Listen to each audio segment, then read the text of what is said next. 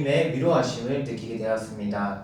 크게 기억 남는 말씀이 두 가지가 있었는데, 하나는 전던 선교사님을 통해 들은 하나님의 부르심과 선교, 그리고 한창수 목사님의 말씀이신 내 말이 너희 안에 거하면의 말씀입니다. 먼저 전던 선교사님의 간증을 통해 얻게 된 마음은 초대교회의 역사가 오늘도 동일하게 이루어지고 있으며 그때의 부흥의 역사가 오늘도 동일하게 일어나고 있다. 또 주님께서 저와 우리 공동체에게 동일한 마음으로 오늘 이 시간도 일하고 계심을 깨닫게 되었습니다. 간증의 내용을 간단히 설명하자면, 전도 목사님은 아무 소망도 없는 힌두교를 믿는 가정에서 태어나 깡패로 자라나며 어둠 속에 자라나게 되었지만, 감옥에 갇혀 두려움과 공포 속에서 기도하던 중 빛으로 우리 예수님을 인격적으로 만나게 되었고, 한국 선교사님을 통해 주님의 사랑을 느끼며 선교사가 되기 위해 한국에 왔습니다. 선교사가 되기 위해 한국에서의 삶도 많이 어렵고 힘들었지만 그 속에서도 일하시는 하나님의 또 인도하심을 체험하며 목사님이 되셨고, 선교사가 되어 다시 인도로 돌아가 사역을 하고 계십니다. 사역지는 인도의 하우라라는 지역에서 사역을 하고 있는데, 이 지역은 영적으로 많이 어둡고 또 우상숭배가 많은 지역이지만 초대교회의 사도 바울과 같은 마음으로 복음을 증거하고 십자가의 사랑을 이 어두운 땅에 전하고 있습니다. 이러한 마음으로 복음을 전하는 전던 목사님을 통해 하나님의 많은 치유와 회복의 역사들이 일어나고 있는데, 기도를 통해 일어나지 못하는 장애인들이 걷게 되고, 시한부 판정을 받았던 자의 암이 치유되며 임신하지 못하는 여인의 잉태하는 등 초대교회의 사도들을 통해 일하시는 하나님의 치유와 또 능력이 전던 목사님의 헌신을 통해 오늘도 동일하게 나타나고 있음을 깨달았습니다. 이 말씀을 통해서 저는 우리 가족과 또 우리 공동체가 겪고 있는 육체적인 또 정신적인 질병과 영적인 어려움 속에서 우리가 눈앞에 문제만 집중할 것이 아니라 또 어리석은 인간의 방법과 지혜와 노력으로 문제를 이겨내려고 오늘 이 시간도 바둥바둥 거리는 것이 아니라, 오늘도 살아 역사하시며 초대교회 때와 동일하게 일하시는 우리 주님이 우리를 치유하시고 회복해 하실 거라는 오직 그 믿음을, 또 은과 금은 내게 없지만 자녀의 권세로 내게 주신 그 예수님의 능력을 붙들고 나아가기로 결심하며 담대함과 위로함을 느끼게 되었습니다. 또 한창수 목사님의 내 말이 너희 안에 거하면의 말씀을 들으며 성경의 말씀이 얼마나 큰 힘이 있고 능력이 있고 위로가 되는지, 또 얼마나 중요한지에 대해서 다시금 마음에 새기게 되었는데요. 비록 목사님은 가족으로부터 외면당하고 버려질지라도 하나님의 말씀을 붙잡고 또 주님을 만나 삶에 살아갈 힘을 얻었고, 또 말씀을 통해 목사님의 교회가 회복되고 또 부흥이 일어나는 것을 보면서 말씀을 사모하는 것이 얼마나 큰 능력이 되는지 다시금 깨닫게 되었습니다.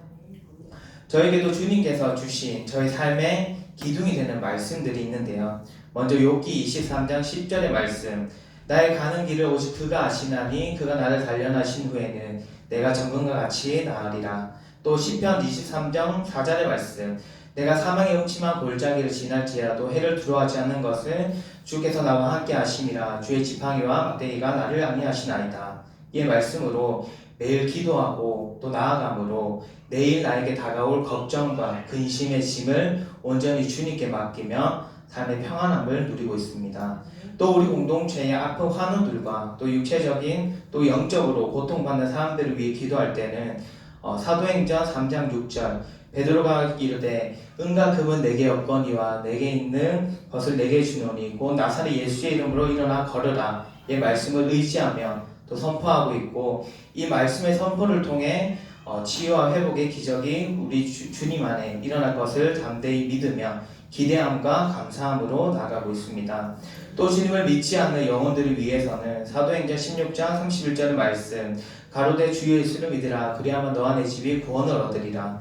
또한 요한복음 14장 6절의 말씀, 예수께서 가라사대 내가 곧 길이요 진리요 생명이니 나를 말미암지 않고는 아버지께로 올 자가 없느니라. 이 말씀을 붙잡으며 한 영혼이 예수님을 인격적으로 만나 주님께 돌아오기를 간절히 소망하는 마음으로 오늘도 기도하고 있습니다.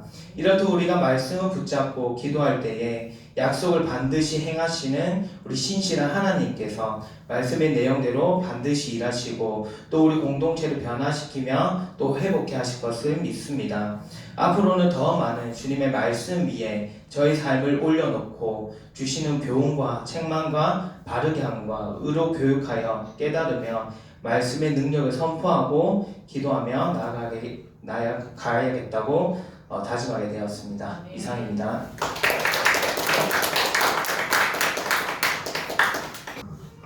안녕하세요. 고등부 서원입니다. 이번 단일 기도회를 통해 받은 은혜를 나누겠습니다.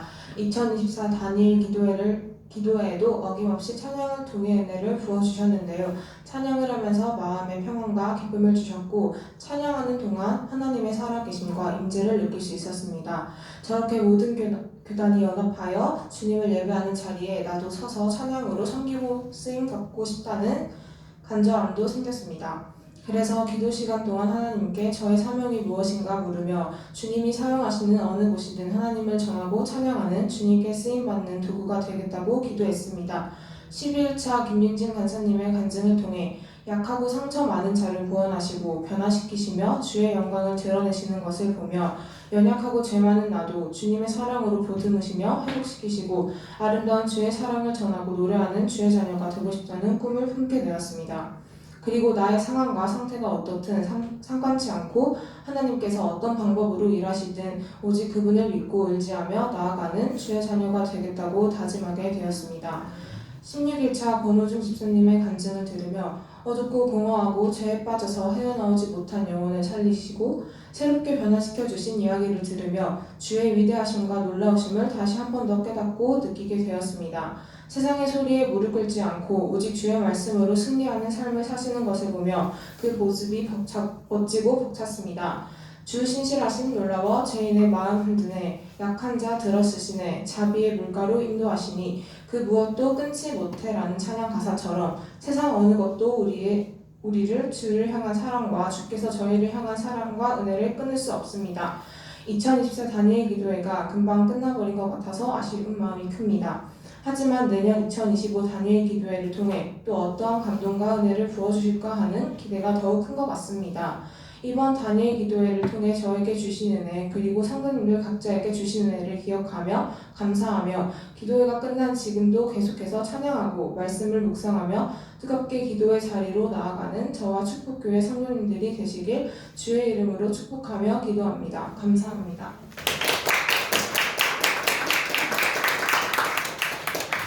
안녕하십니까. 청년 정연선 자매입니다. 먼저 지금 이 시간 이 자리에서 마음껏 소리 높여 주님을 찬양하고 말씀을 듣고 간증의 시간을 허락하신 하나님의 은혜에 감사드립니다. 매년 다니엘 기도회에 참여하며 말씀과 간증, 찬양 속에서 많은 은혜를 부어주셨습니다. 올해도 원데이 다니엘, 청년 다니엘의 시간을 보내며 2024 다니엘 기도회를 기대하고 사모하는 마음으로 시작하였습니다. 2024 다니엘 기도회에서 하나님이 주신 수많은 도전과 찔림 중에서도 저에게 가장 큰 은혜와 도전이 되었던 말씀을 함께 나누려 합니다. 첫날 김은호 목사님께서 하나님으로 쉬지 못하시게 하라라는 말씀을 통해 하나님은 우리가 끊임없이 구하고 찾고 두드리기를 원하시며 기도의 최종 목적은 내가 원하는 것을 얻어내는 데 있지 않고 하나님이 영광을 받으심에 있다는 말씀이 큰 울림으로 다가왔습니다. 이 세상을 살아가며 나는 하나님의 자녀지만 너무나도 많은 근심과 걱정에 때로는 그것이 하나님께 나아가는 것을 방해할 때가 있다는 것을 또 한 번 깨달았습니다. 10년을 염려하는 것보다는 10분 기도하는 것이 낫다는 스펄전 목사님의 말씀처럼 하나님은 반드시 기도를 통해 일하시고 불가능한 일을 가능케 하시는 하나님이심을 기억하며 내가 할 수 없는 불가능한 것들을 하나님의 손에 온전히 내어드리며 늘 기도로 하나님과 동행하는 삶을 살아가겠노라 결단하였습니다. 8일차 전던 선교사님의 하나님의 부르심과 선교의 제목으로 들려주신 간증 속에서는 하나님의 인도하심은 사람의 능력과 한계를 뛰어넘는다는 것을 깨닫게 하셨습니다. 힌두교를 믿는 가정에서 태어나 인생의 꿈도 비전도 없었던 선교사님을 만나주시고 사명의 길을 걸어가게 하시는 그 모든 과정을 보며 한 영혼을 구하시는 것도 하나님의 능력이며 한 영혼의 삶이 변화되는 것도 오직 하나님의 능력임을 고백하는 시간이 되었습니다. 또한 사도 바울과 같이 예수님을 만난 선교사님의 삶이 180도 변화된 것을 보며 예수님을 영접한 나의 삶은 과연 어떻게 바뀌었는가 깊이 묵상하는 시간이 되었습니다. 또한 선교사님의 믿음을 통해 온 가족이 예수님을 영접하는 모습을 보고 큰 도전을 받아 다니엘 첫날부터 묵상하며 기도하였던 엄마 아빠와 할머니, 아버님 등을 가족 구원을 놓고 더욱 간절히 기도하였습니다. 이 한 가지 기도 제목을 놓고 한참을 기도하고 있는 와중에 하나님께서는 내가 너를 통해 너희 가족을 꼭 구원할 거다. 나는 나의 때를 잠잠히 기다리며 더욱 가족을 섬기고 순종하면 된다라는 음성을 들려주셨습니다. 이 순간까지도 나의 믿음, 나의 능력으로 가족을 구원하려 했던 저의 모습들을 회개하며 나의 힘과 능력으로는 아무것도 할 수 없음을 입술로 고백하였습니다. 성령님의 도우심을 간구하며 하나님이 원하시는 때에 가장 선하신 방법으로 인도하여 주실 것을 순종함으로 기다리겠다는 기도가 흘러나왔습니다. 시간이 흐르고 세상 속에서 또 일상을 살아가다 보면 다니엘 기도에서 받은 은혜를 잊고 살아갈지도 모릅니다. 하지만 삶 속에서 고난을 만났을 때 내 곁에 주님이 안 계시는 것 같은 부재를 느낄 때에도 하나님은 그 자리에 오셔서 나와 함께 동행하고 계신다는 그 사실만은 꼭 잊지 않고 날마다 부어주시는 큐티의 말씀과 통독의 말씀을 믿음으로 부활절을 살아가는 삶이 되겠노라 결단하였습니다. 저는 하나님 안에서 새로운 가정을 이루어가는 준비 과정에 있습니다. 앞으로의 내 인생과 우리 가정의 주인은 오직 주님 한 분이시며 늘 주님만이 왕이십니다 라고 고백하는 믿음의 가정으로 세워갈 것입니다. 사랑하는 축복교회 성도님들의 삶 속에도 늘 하나님의 평안과 위로가 가득하시길 소망하며 간증을 마치겠습니다. 안녕하세요. 저는 정경주 청년입니다. 21일간 다니엘 기도의 시작부터 마지막까지 발걸음을 인도해 주시고 참석할 수 있는 환경을 만들어 주신 하나님께 감사드립니다. 2024 다니엘 기도의 기간 동안 제가 받은 은혜를 나누고자 합니다. 일단 저는 어린이집 교사로서 작년에 이어서 만 2세, 4세 아이들과 함께 지내고 있는데 작년 한 해 동안 아이들과 희노애락을 함께 하면서 정이 들 때쯤 이제 옥새반으로 올려보내고 3월 새학기를 시작하면서 정신이 없는 적응 기간을 보내고 있었습니다. 작년에 함께한 아이들은 지금 제 교실 바로 옆 교실에서 생활을 하고 있어서 오며 가며 인사는 했지만 새로운 아이들과의 적응을 한다고 바쁜 하루하루를 보내는 중 이제 등원 시간에 작년에 저희 반이었던 웃는 모습이 너무 예쁜 고은이라는 아이가 지금 현재 담임 선생님께 안겨서 교실로 오는 모습을 보게 되었습니다. 바쁘다 보니 그냥 고은이가 오늘 어린이집 오는 게 힘들었나 보다 이렇게 생각하고 넘겼는데 하루 이틀이 지나도 여전히 안겨서 올라오는 모습을 보면서 마음 한편에 무슨 일이 있나 걱정하는 마음이 있었지만 새학기 적응하느라 이제 이야기하지 못하고 시간이 흘렀습니다. 3월 말쯤이 되자 이제 아이들도 어느 정도 새로운 환경에 적응도 했고 이제 교실에 안정감이 생겨서 한숨을 돌리던 중 고은이의 현재 담임 선생님께 충격적인 이야기를 듣게 되었습니다. 고은이가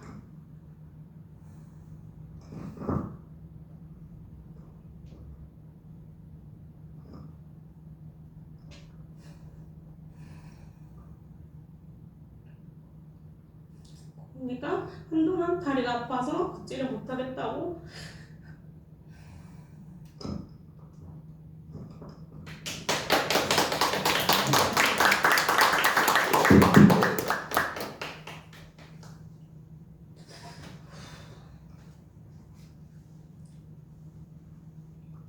언니가 한동안 다리가 아파서 걷지 못하겠다고 오는 바람에 이제 등원할 때 담임 선생님께서 안고 이제 계단을 올라왔다 갔다 하시면서 생활을 했는데 이제 병원에 가서 검사를 받는 도중에 이제 큰 병원에 가서 정밀 검사를 받으라는 이야기를 듣게 되었고 이제 큰 병원에 가서 정밀 검사를 했더니 급성 소아 백혈병이라는 판정을 받게 되었습니다. 당장 이제 서울에 가서 치료를 받아야 되는 상황이기 때문에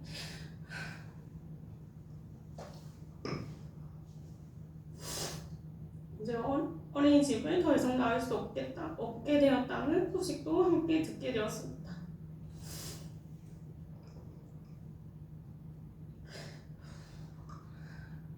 백혈병이라는 병이 들어본 적은 있어도 이제 제 주변에 겪고 있는 사람이 있거나 그렇지 않고 주변에 겪고 있는 사람이 없기 때문에 그저 멀게만 느꼈던 병이 이제 제가 1년 동안 함께 지냈던 아이에게 판정되었다는 이야기를 듣고 어떤 말이 떠오르지 않을 정도로 큰 충격이 있었습니다.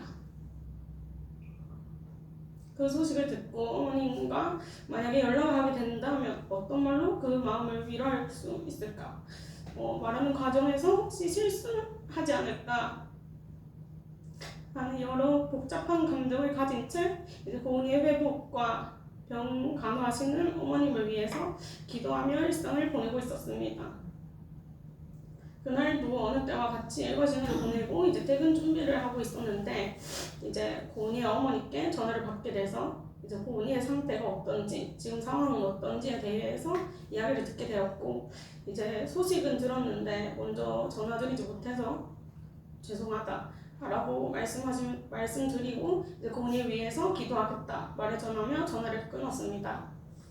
이후로 만나지는 못했지만 가끔 어머니를 통해서 고은이의 영상을 받기도 했고 고은이 남동생이 함께 어린이집을 다니고 있어서 이제 지원하는 동생을 통해서 종종 소식을 들을 수 있었는데 이제 선생님들을 통해서 들은 이야기로는 치료를 받고 있는데도 이제 염증 수치가 안 떨어져서 골수 이식을 해야 할 수도 있다더라. 그리고 가족들 중에 맞는 사람을 찾아야 되는데 이제 맞는 사람이 동생과 엄마뿐이라서 이제 어린 동생까지도 검사를 해야 될 수도 있다더라 등 이제 좋지 않은 소식이 들려와서 이제 고은이가 생각날 때마다 더욱더 기도를 했습니다. 그렇게 시간이 흘러서 2024 다니엘 기도회가 시작되었고 사랑의 헌금 시간을 통해서 이제 고은이를 더욱더 떠올리게 하셔서 이제 기도회 시간 동안 더 고은이와 그 가족을 위해서 기도를 드렸습니다. 지난주 이제 일과를 보내고 하원 시간이 다 끝날 때쯤 이제 고은이 담임 선생님께서 저희 교실에 오셔서 금방 고은이 동생이 하원했는데 고은이가 같이 왔었다더라 지금 놀이터에 있다던데 라는 말을 듣고 함께 내려가서 혹시나 어린이집 놀이터에 있을까 싶어서 현관문에 둘이 한참 붙어서 놀이터를 향해서 바라보고 있었는데 고은이의 모습은 보이지 않았습니다. 아쉬운 마음에 이제 선생님들과 고은이가 보고 싶다라고 이야기하던 중 한 선생님께서 고은이가 오늘 서울에 검사를 하러 간다더라 이미 갔지 않았겠냐라고 하시면서 그 말을 듣고 저는 이제 갔나 보다 생각하고 교실로 돌아왔는데 다시 선생님께서 오셔서 놀이터에서 고은이를 봤다는 이야기가 있다라고 하셔서 다시 현관에 가서 놀이터를 향해서 고은이를 찾았습니다. 근데 한참을 바라보고 있는데 저 멀리서 밝은 미소와 함께 마스크를 낀 아이가 저를 향해 달려오는 모습을 보게 되었습니다. 마스크를 끼고 있어서 얼굴의 반 이상이 가려져 있었고 항암 치료로 인해서 이제 단발이었던 머리도 거의 빠지고 짧아져 있는 상태였고 이제 얼굴의 빛이 어두워져서 작년과는 전혀 다른 모습을 하고 있었지만 마스크 너머에 웃고 있는 고은이의 모습을 보고 이제 한눈에 알아볼 수 있었습니다. 한참 동안 고은이와 반갑게 인사하고 어머님과 이야기를 하면서 고은이가 왔다는 이야기를 들었는데 내려가서 한참 찾아봤는데 없어서 이렇게 또 못 보는 줄 알았다 이렇게 말씀드렸더니 어머니께서 웃으시면서 이제 아침에 서울에 가서 검사를 받았는데 다행히 수치가 좋게 나와서 입원을 안 해도 된다는 이야기를 듣고 다시 바로 부산으로 내려왔다는 이야기를 듣게 되었습니다. 이제 그 순간 하나님께서 고은이와 그 가정에 함께하고 일하고 계심을 느끼고 제 마음에 감사가 넘쳤습니다. 다니엘 기도를 통해서 고은이를 떠올리게 하시고 그 가정을 위해 기도하게 하시고 말씀과 찬양, 간증을 통해 영적인 눈을 뜨게 하셔서 이를 통해 하나님께서 살아계심을 명확하게 보여주신 하나님의 은혜에 감사드립니다.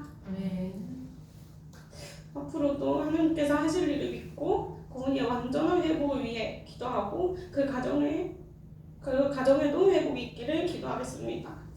그리고 다니엘 기도를 통해 제게 주신 말씀을 나누고 간증을 마치려 합니다. 두 가지가 있는데 고난 속에서도 하나님께서는 함께 하신다. 그리고 하나님의 방법으로 이루어 주신다입니다. 어떤 어려움이 있거나 좌절하는 상황 속에서도 원망하기보다 하나님께서 항상 함께 하심을 인지하고 그 상황 속에서 하나님의 뜻을 알 수 있기를 소망합니다. 그리고 내 의지, 내 생각을 내려놓고 하나님께서 생각하시기에 가장 선한 방법으로 이루어주시기를 기도하며 나아가는 제가 되기를 소망합니다. 감사합니다. 안녕하세요. 정영인 청년입니다. 2024년 다니엘 기도회도 21일간 빠짐없이 또 참여하게 해주심에 감사와 영광을 드립니다. 21일 동안에 한 번도 단 하루도 말씀과 기도 가운데 은혜 받지 않은 날이 없지만은 그래도 그 중에 마음에 남는 말씀들을 나누려 합니다. 21일 돌아보면은 첫날 김은호 목사님 하신 말씀이 21일간의 모든 말씀을 관통하는 말씀이라는 걸 마지막에 느꼈어요. 주제 말씀으로 우리가 기도해야 하는 이유에 대해서 확실하게 말씀해 주신 것 같습니다. 김은호 목사님이 이렇게 말씀하셨는데 하나님은 우리와 인격적으로 교제하기 원하시고 우리에게 일어난 모든 일들이 하나님의 계획 안에 하나님의 능력으로 이루어졌음을 분명하게 하기 위해서 우리는 기도를 해야 되고 하나님은 우리가 기도할 때에 그 말씀에 응답하시는 이유가 딱 이거다라는 거를 마지막 날 저에게 딱 주시더라고요. 그래서 그동안의 기도를 계속 생각을 해봤어요. 근데 생각을 해보니까 저는 나에게 일어난 이 모든 일들이 내가 기도를 안 하고 이루어졌다면은 이 모든 일들은 그냥 우연히 일어났다 아니면은 시간이 어떻게 흘러서 자연적으로 이렇게 막 일어났다 라고 생각할 수 있었지만 우리가 기도하는 고난의 순간에 우리가 하나님 말씀을 붙잡고 눈물로 기도하는 그때에 하나님이 일하셨고 응답하심으로 그 가장 절망적인 시간에 하나님이 일을 하셨음을 분명히 말씀하신다라는 말씀이 마태복음 14장 25절에 나와 있었다고 하시더라고요. 밤 사경에 예수님께서 바다 위로 걸어서 제자들에게 오시니 그 말씀이 예수님이 기적을 일으키시고 제자들이 예수님한테 우리의 왕이 되어달라 하면서 바다를 건너던 중 풍랑을 만났는데 밤새 그 풍랑과 제자들은 싸우고 있었어요.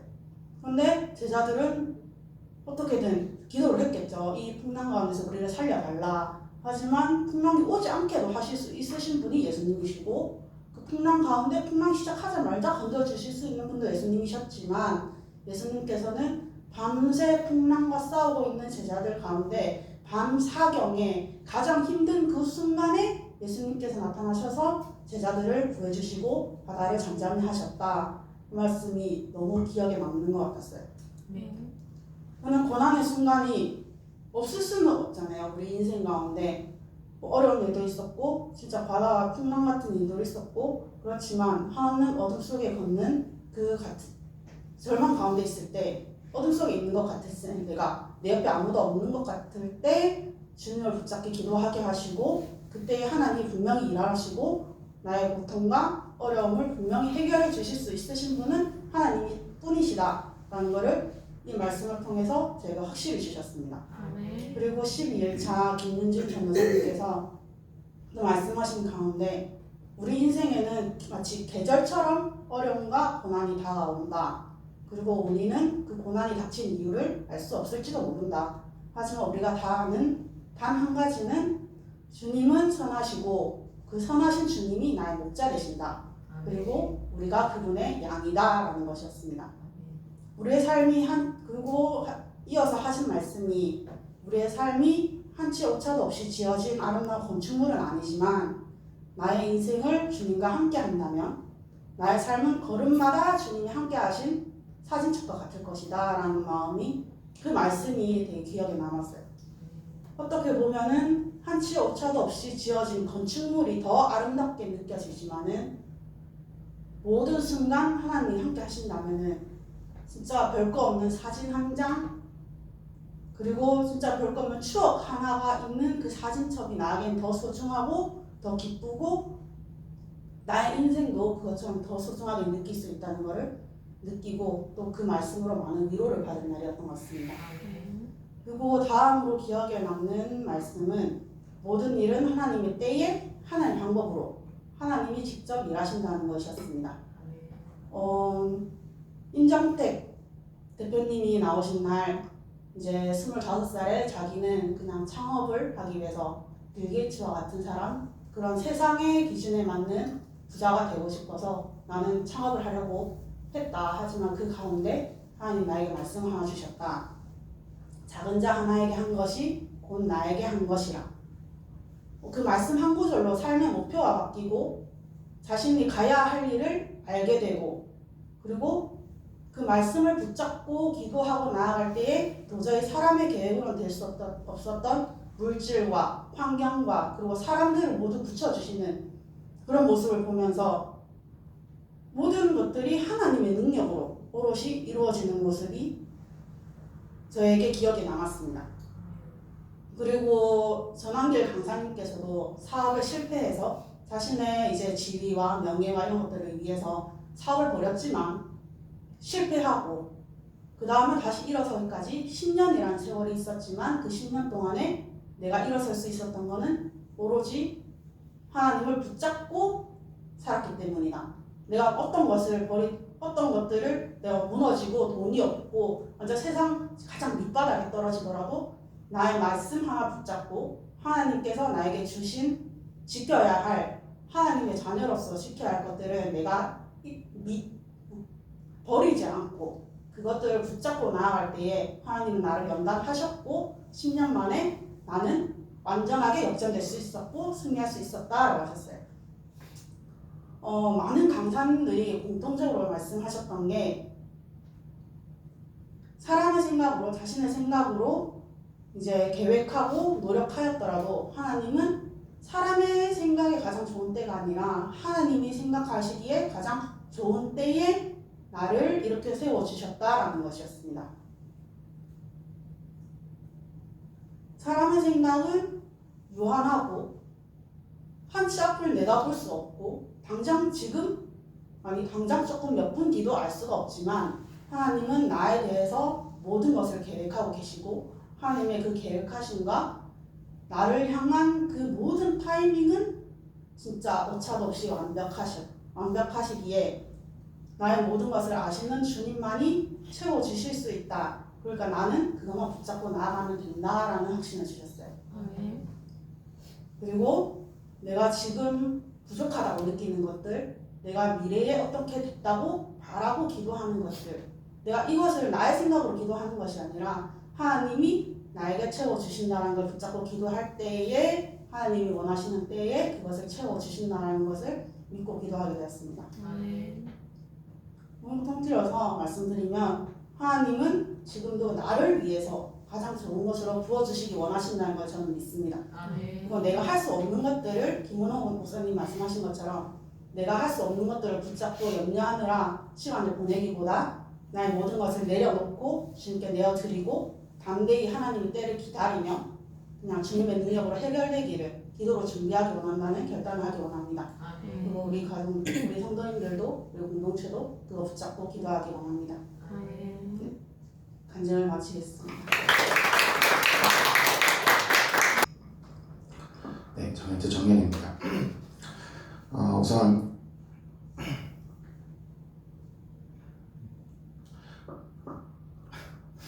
뒤에서 아무것도 안 했는데 너무 많이 울어가지고 목소리가 네, 저는 정연입니다. 우선 다니엘 기도를 통해서 하나님께 영광 돌게 하심에 너무 감사합니다. 저는 이번 기도회를 통해서 느끼고 다짐한 것 짧게 나누도록 하겠습니다. 많은 간증을 해주신 강사님들이 생각이 나지만 저는 딱 한 분만 나누도록 하겠습니다. 기억에 남는 간증의 강사님은 4일째 이제 간증을 해주셨던 인불교회의 이현영 목사님입니다.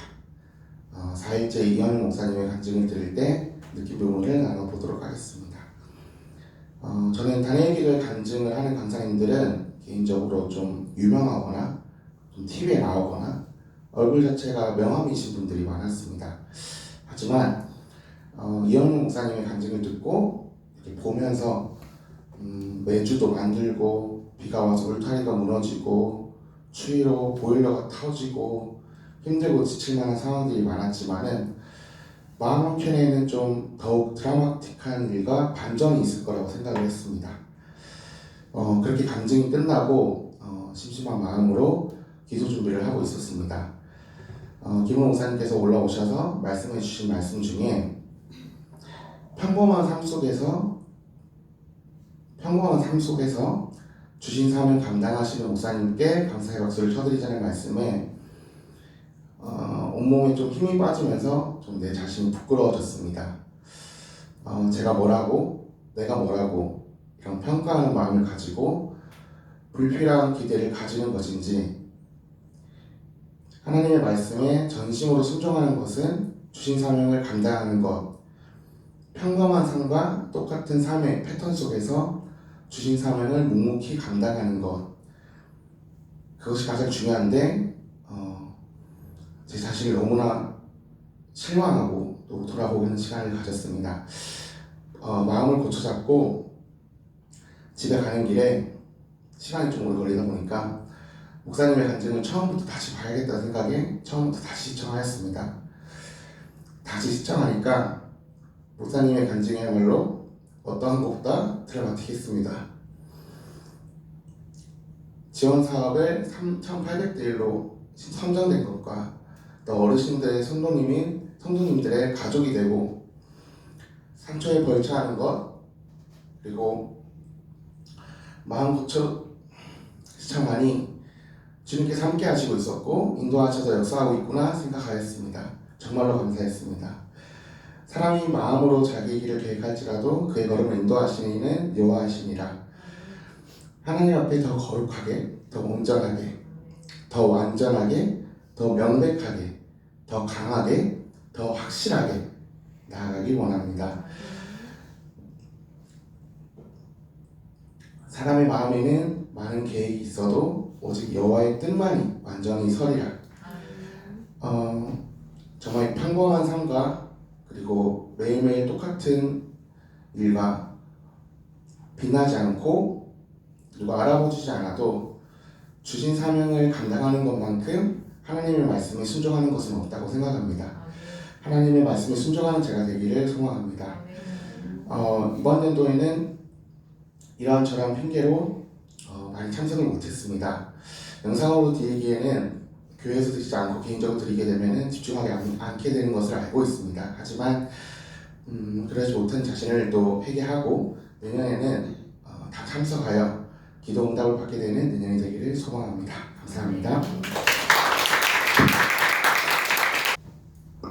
할렐루야.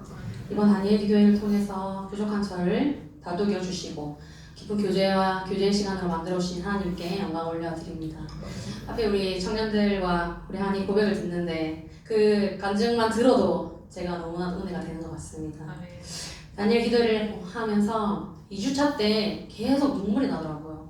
눈물이 나는데 어느 정도 눈물이 나면 가만히 앉아서 기도를 할 수가 없어요. 너무 눈물이 나서 땀을 막 부르고 의자에 앉아 있을 수가 없어서 피아노 앞에 나와가지고 막 울면서 계속 기도를 했어요. 근데 왜 눈물이 나는지 모르겠더라고요. 슬픈 일도 없었고 별로 왜 내가 어떤 것을 놓고 계속 기도를 하는 것도 아니었거든요. 근데 계속 눈물이 나서 목사님 사모님께 말씀을 드렸더니 아마 하나님이 나의 마음에 알지 못하는 그런 부분을 치유하시고 계시는 것 같다고 말씀을 해주셔서 그런 마음으로 계속 붙들고 기도를 했었고, 그리고 이제 그렇게 기도를 하는 중에 7일차 이제 이 요셉 작가님의 이제 간증을 듣는데 저는 이제 그 요셉 작가님의 간증을 들으면서 작가님이 너무 부러웠어요. 어떻게 부러웠냐면 매사에 하나님의 음성을 듣는 삶을 사시더라고요. 정말 작은 것에서부터 큰 결정에까지 하나님 음성을 들려주셨다는 말을 정말 많이 하시더라고요. 제가 세워보진 않았지만. 근데 그 말씀을 듣는데도 너무 부러웠어요. 나는 하나님의 음성을 얼마나 듣고 있는 삶을 살아가고 있나. 나는 기도는 하지만 내가 받고 싶은 거, 내가 하고 싶은 것만 항상 구하지 않았나? 이런 생각이 들면서 너무 부러웠고, 그날은 계속 기도하는데도 그날은 또 계속 눈물이 나면서 하나님 앞에 좀 때를 썼어요. 하나님, 나도 하나님 음성 듣고 싶은 삶을 살고 싶다. 근데 저도 하나님 음성을 많이 들은 경험은 있어요. 근데 방언을 받은 딱 그 시점 이후로는 뭔가 하나님의 음성을 듣는다라는 경험보다는 그냥 하나님의 임재를 느낀다? 라는 것이 더 많았기 때문에 그날은 좀 하나님 앞에 때를 썼던 것 같아요. 울면서 하나님, 나도 하나님 음성 듣고 싶습니다. 지금 제 마음속에 떠오르는 그 어릴 때의 힘든 일들이 스쳐가는데 하나님 앞에 그래 그때도 내가 너와 함께 했다, 너는 괜찮다라는 음성을 하나 듣고 싶어요. 그래서 계속 때를 썼어요. 막 울면서 계속 때를 쓰니까 하나님이 제게 어떤 마음을 주시냐면 이미 내 은혜가 너에게 족하다, 이런 마음, 이런 음성을 저에게 말씀하셨어요. 이게 무슨 의미냐면 내가 이미 너와 함께 하고 있어. 초로가, 내가 이미 너와 함께 한다. 네가 나를 얼마나 사랑하는지 내가 안다. 이미 알고 있고 네가 얼마나 나와 동행하는지 나는 알고 있다. 그래서 나의 은혜가 이미 초록이 너에게 족하다. 그러니까 너무 음성을 들으려고 떼쓰지 말아라. 이미 나는 너와 지금 옆에 있다, 임재하고 있다 라는 이런 음성을 들려주셨거든요. 근데 그 음성이 뭔가 하나님의 음성을 바라지 마라 이런 뜻이 아니고 언젠가 또 하나님의 음성을 들려주실 때가 되면 분명히 들려주실 거라고 생각을 하는데, 그때 떼쓰는 저에게 그냥 나는 이미 너와 함께하고 있으니까 그런 확증들 필요 없어, 나 이제 너와 함께 이미 임재하고 있다, 이런 마음을 주셔가지고 뭔가 하나님께 너무 감사했어요. 저는 이제 또 11일차에 박신일 목사님의 설교를 들으면서 너무 은혜를 받았거든요. 이거 은혜를 받았다 수준이 아니고요, 말씀 듣는 내내 몸이 이렇게 붕 떠있는 기분이었어요. 그냥 뭔가 정신이 나가고 손이 흔들리고 그래서 제가 그 뒤로도 두세 번 그 말씀을 듣는데도 너무 새롭고 내 영이 세워지는 것 같고 이런 느낌을 받았거든요.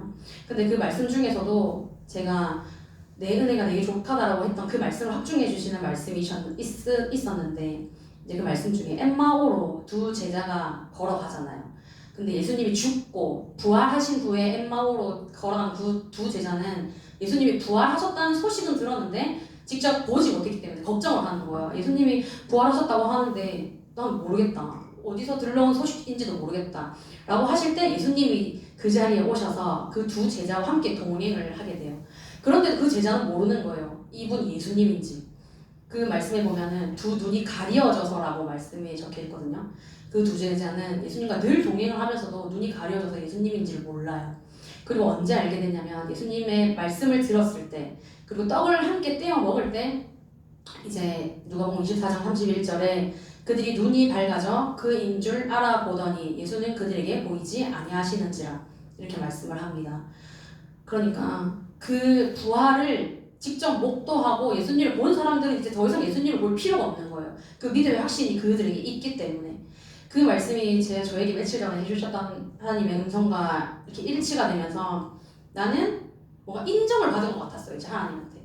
초라가 너에게는 이제 어떠한 확증, 어떠한 증거 그런 거 다 필요 없고 내가 네 믿음을 안다. 내가 살아있는 하나님을 믿는 것을 내가 아니까 그런 확증 다 필요 없다. 이제 내가 너와 무조건 동행한다. 이런 말씀을 주시면서 뭔가 너무 감사했어요. 뭔가 하나님 앞에 내가 하나님을 사랑하는 마음을 인정받은 기분이라서 너무 감사하면서 또 울었던 기억이 납니다. 박신일 목사님의 그 설교는 정말 삶이 힘들어질 때, 또 믿음이 흔들릴 때 다시 계속 들어보려고 하고, 그리고 제가 좀 믿음의 많은 은사 중에서 믿음이 좀 부족하다고 생각을 했거든요, 제 스스로가. 왜 목사님 설교 중에서 이런 말씀이 있잖아요. 믿음은 있으나 믿음에 부재한 상황, 믿음이 없는 게 아닌데 믿음이 부재하는 상황을 제가 많이 느끼거든요.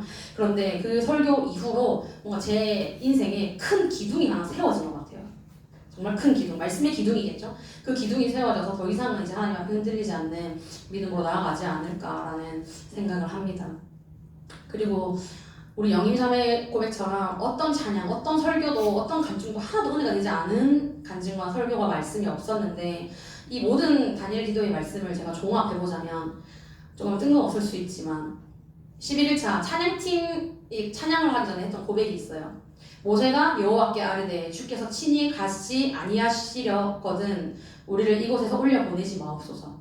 출애굽을 해서 가나안에 들어가기 직전인데 모세가 하나님이 이렇게 말씀을 하시는 거예요. 너네 너무 범죄 많이 하고 너무 내 앞에서 죄를 많이 지어서 내가 이제 너네랑 함께 가나안에 들어가지 않을 것이다. 너네끼리 가라. 이렇게 말씀을 하시거든요. 근데 모세가 그때 하나님 같이 안 가시면은 가나안이 무슨 의미가 있습니까? 하나님 같이 안 가시는데 나에게 가나안은 아무 의미가 없습니다. 라고 고백을 하거든요. 그게 너무 제가 은혜가 되는 거예요. 그래서 이렇게 우리 성도님들 앞에 제가 선포하듯이 고백을 합니다. 저는 제 삶이 언제나 힘들고 괴롭고 어떠한 고난이 와도 하나님 없는 삶을 선택하지 않겠습니다. 하나님이 있음이 나에게 기쁨이고 어떠한 궁핍과 어떠한 육체의 아픔과 어떠한 영적인 부재와 어떠한 힘듦이 오더라도 하나님과 함께 하신다면 아무것도 개의치 않고 믿음으로 나아가는 제가 될 것이라고 선포하고 기도합니다. 감사합니다.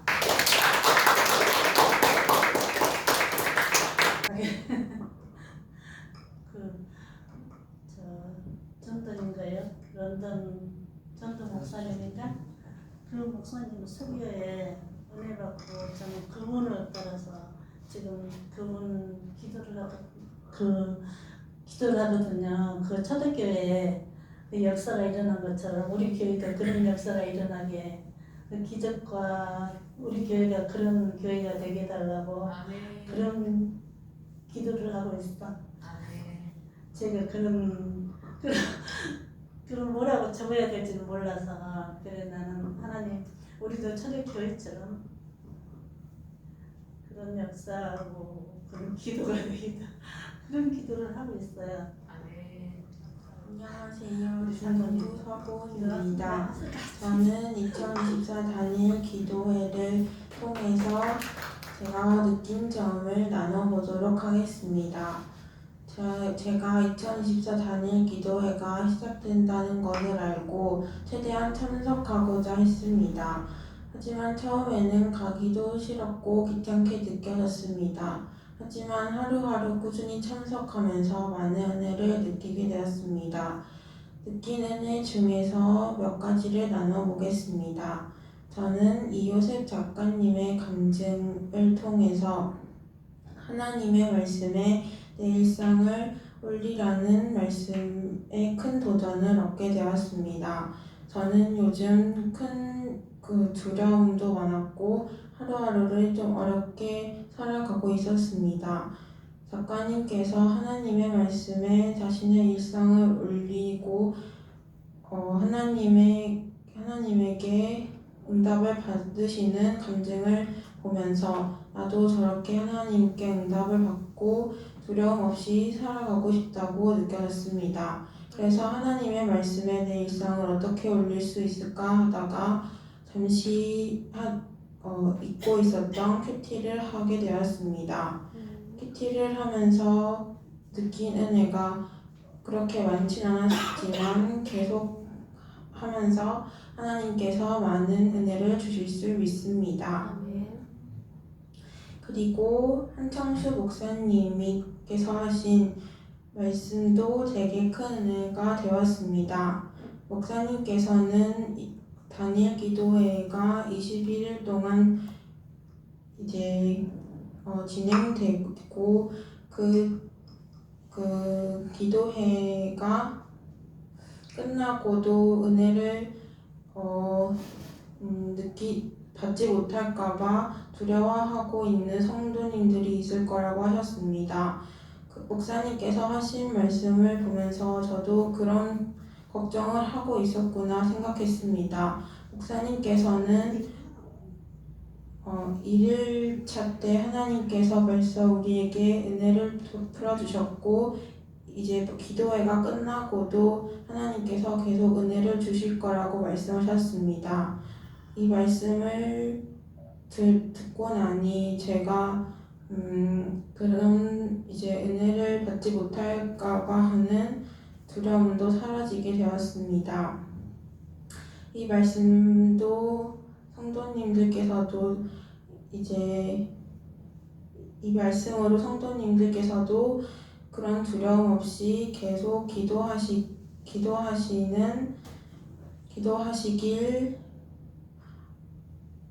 바라고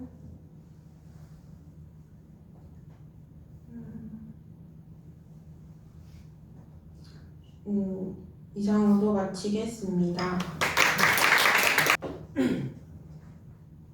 안녕하십니까, 이석균입니다. 다니엘 기도회 1일차부터 21일차까지 못 봤지만 내려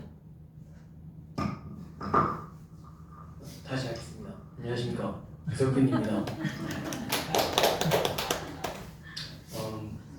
1일차부터 21일차까지는 참여하지 못했지만 그래도 16일차 권호중 기사님께서 말씀하실 때 진짜 많은 은혜를 받았어요. 대충 말하자면 담배를 피우시고 운동한다 하셨잖아요. 저도 그럴까봐 두려움이 컸습니다. 저희 아빠가 많이 생각났어요. 담배 피우신 모습. 그래가지고 옛날에 한번 아빠한테 담배 끊으라고 말해본 적은 있지만 아쉽게도 끊지를 못해서 많이 아쉬웠습니다. 하나님께서 제가 하나님께 기도할 때 하나님 저희 아빠를 담배 끊게 꼭 도와주세요 이렇게 기도를 했는데 그렇게 못해서 좀 아쉬웠습니다.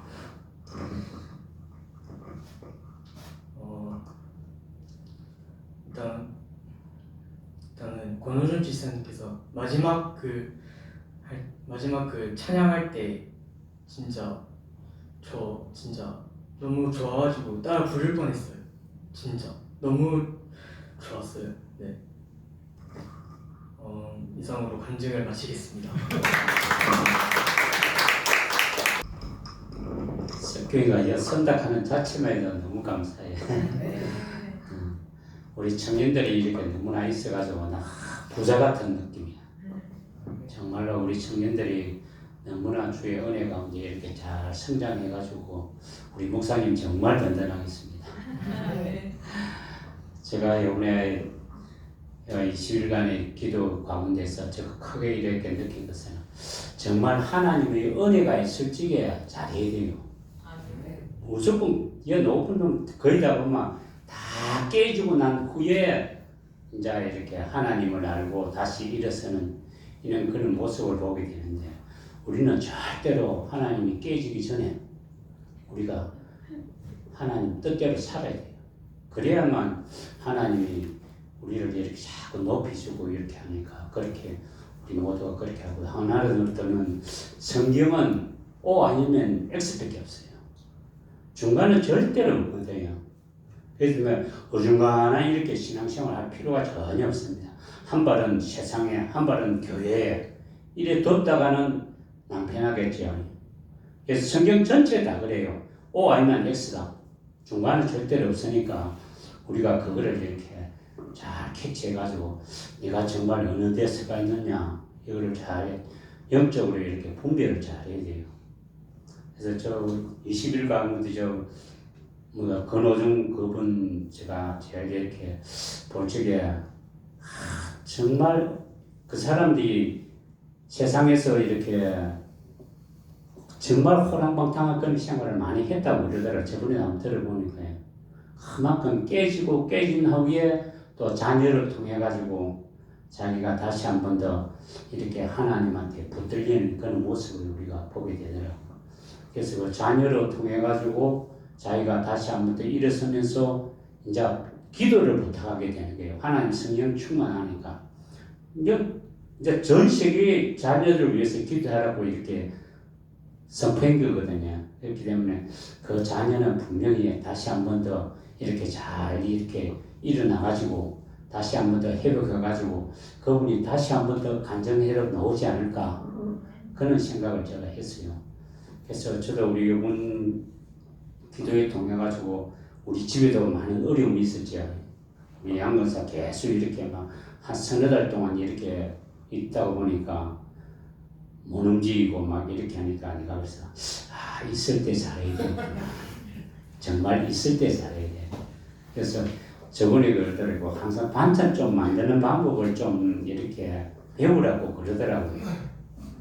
반찬 좀 배우는 거 가르쳐 줄 테니까 배우라고. 당신이 이렇게 건강하고 있으면 계속 그걸 건강하면 되지 왜 그거를 내가 배워야 되느냐고. 이렇게 핑계를 댔는데 당하고 뭐라니까 진짜 배우게 되겠어요.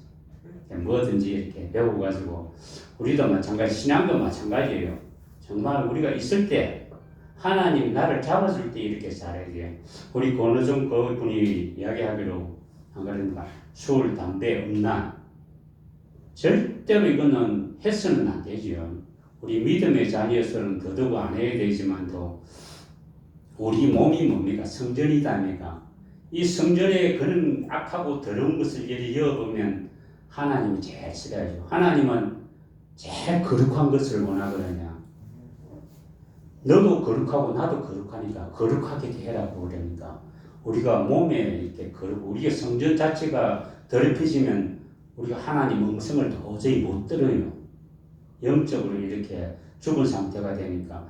그래서 그분이 이야기하는 것과 같이 술, 담배, 음란 이런 거는 절대로 우리가 생각하지 말아요. 성경에도 그런답니까? 남을 미워해도 살인했다고 그러죠. 음욕을 푸는 것만 해도 벌써 간음했다고 그럽니다. 그래서 우리한테는 믿음이 있는 사람은 그게 엄청 큽니다. 세상 사람들은 거의 물어보세요. 서로서로 좋아해가지고 이렇게 뭐 하는 게 그게 뭐가 잘못된 거 있냐 이렇게. 그래서 지금 우리 직장에도 장로분이 한 사람이 이렇게 왔는데 부부하고 이렇게 신앙생활을 하다 할 때는 잘했대요. 새벽 기도 거리 먼데도 열심히 다니고 이랬는데 부부가 어디가 더 확실히 내용은 모르겠는데 부인이 돌아가셨는가 봐. 그러고 나서는 완전히 세상 사람보다 더 못해요.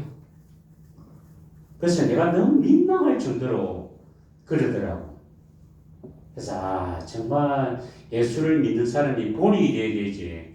본이 안 되면 세상에 완전히 예수님이 먹칠하는 거예요. 그래서 너희는 세상에 비치고 소금이라는 것 같이 정말 우리가 나와서 그 빛을 발하지 않으면 나올 필요가 없는 거예요. 그래서 오늘 권호중 씨가 또 제일 중요한 게 뭡니까? 제일 마지막으로 이야기하는 게 대화가 좋아야 된다. 하나님하고 대화를 많이 해야 된다.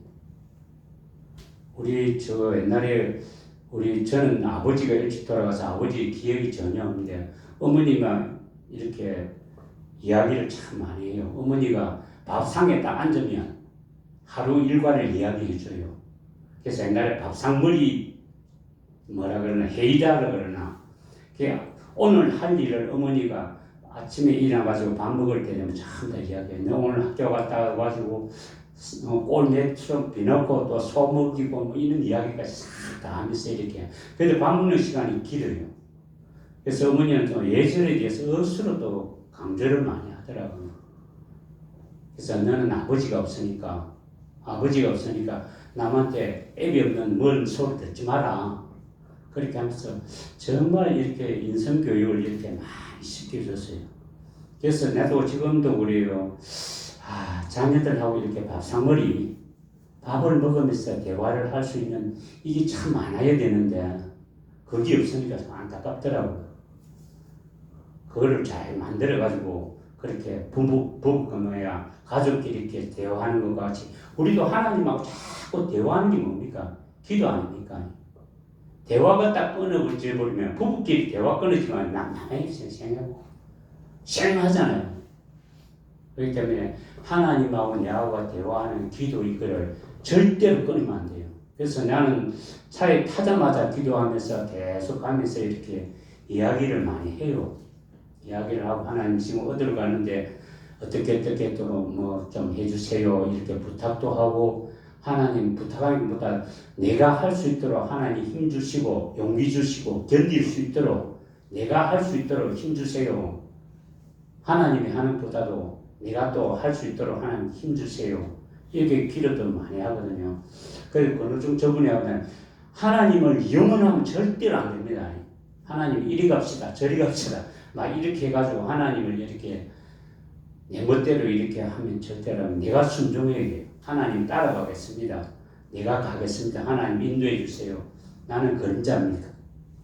그래서 하나님이 원하는 그런 삶을 살아가서 정말 주님이 원하는 우리 부산 축복계 우리 모든 성도들에게를 주님을 부탁드릴게요. 감사합니다.